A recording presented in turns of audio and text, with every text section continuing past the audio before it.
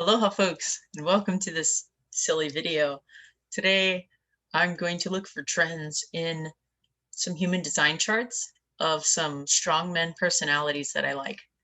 It's not that I like watching beefy men lifting weights and rocks and pulling trains and whatever. It's that they have these giant childlike personalities and they are really goofy and they make me laugh, which is important to me. So we're going to look at my 5 favorite strongmen personalities and see if there's any trends. We just had 2021 World's Strongest Man.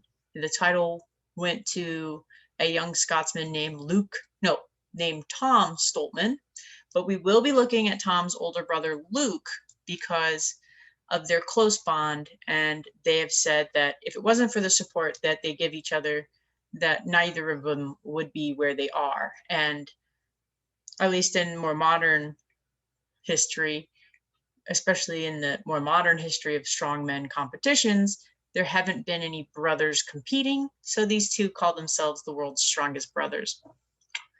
Oh, it's so cute. It's so cute. I mean, watching their brotherly bond is super cute. Okay, and we're also going to look at 3 other people other than the 2 Scottish brothers. We're going to look at the American favorite who didn't win this year, the one who lost to Tom, is 4-time winner, World's Strongest Man, Brian Shaw. I would have liked it if he won to get that 5th title, but I like Tom, so I'm glad Tom won. Anyway, we're going to look at Brian Shaw. Brian Shaw has a bromance with former World's Strongest Man winner Eddie Hall.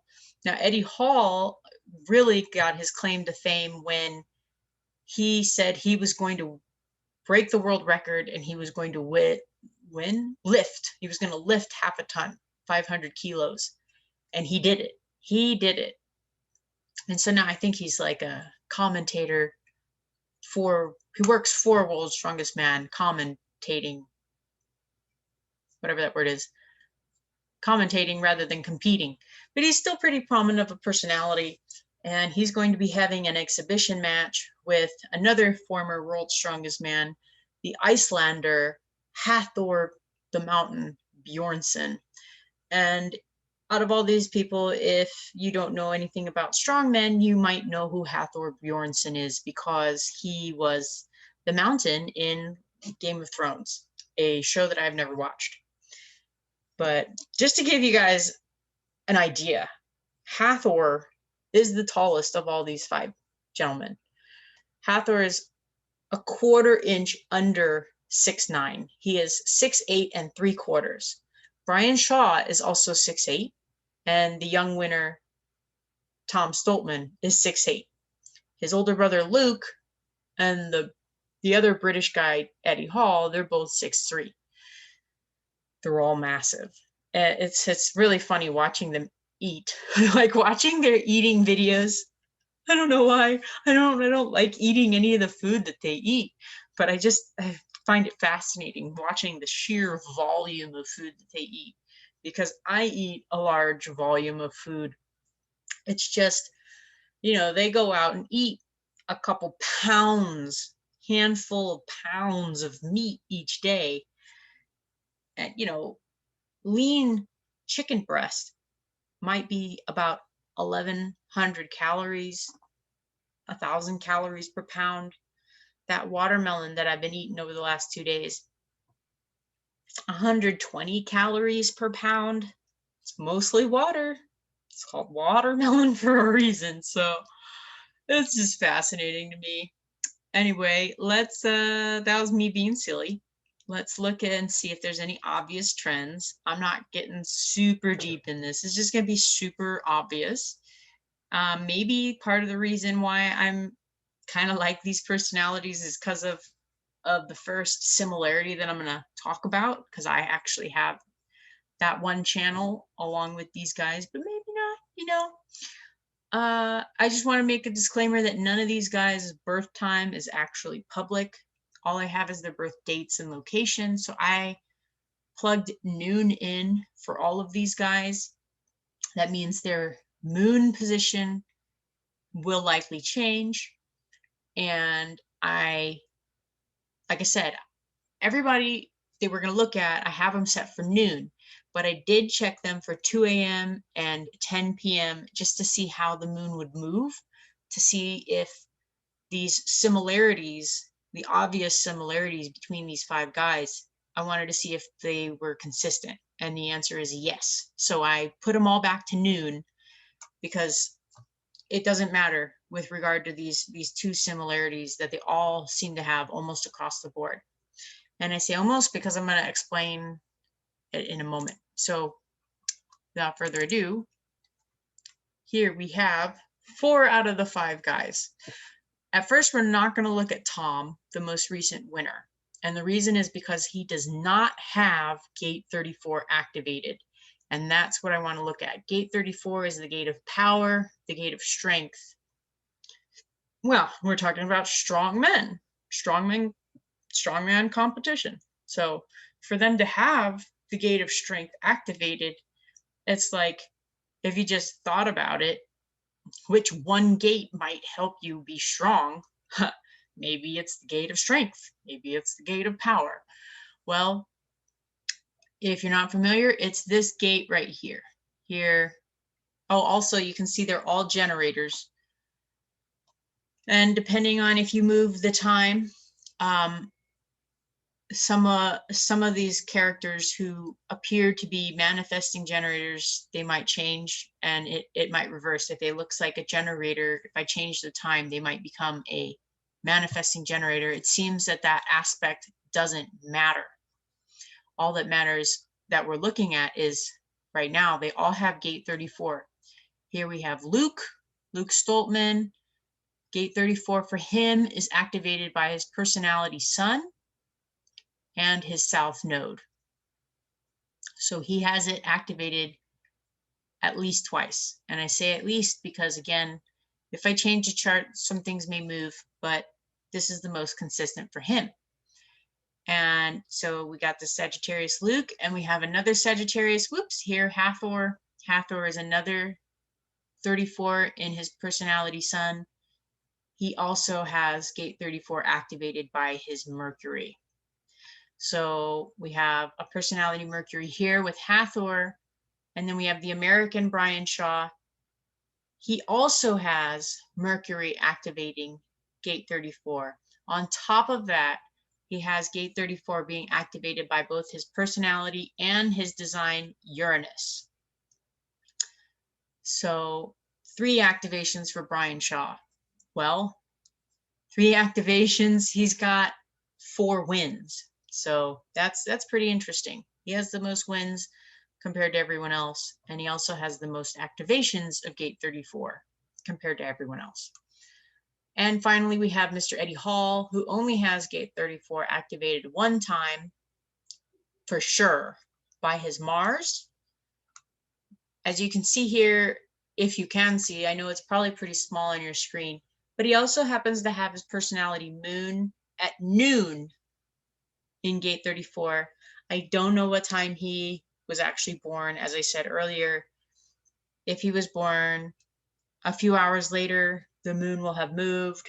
And if you put him much earlier in the day, again, the moon will have moved. So in the middle of the day, he has a double activation. But the important part is that it's Mars.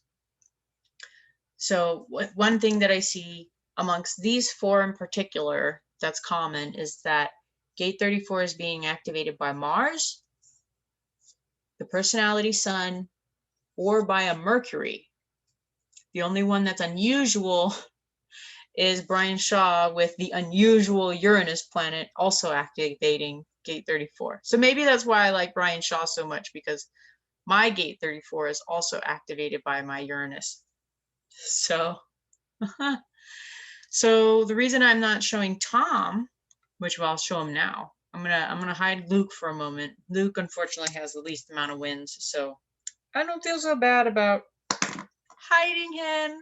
Boop. Okay, here now you can see Tom, the most recent winner. he does not have gate 34 activated. You can see that he is a generator, just like everyone else we've looked at so far.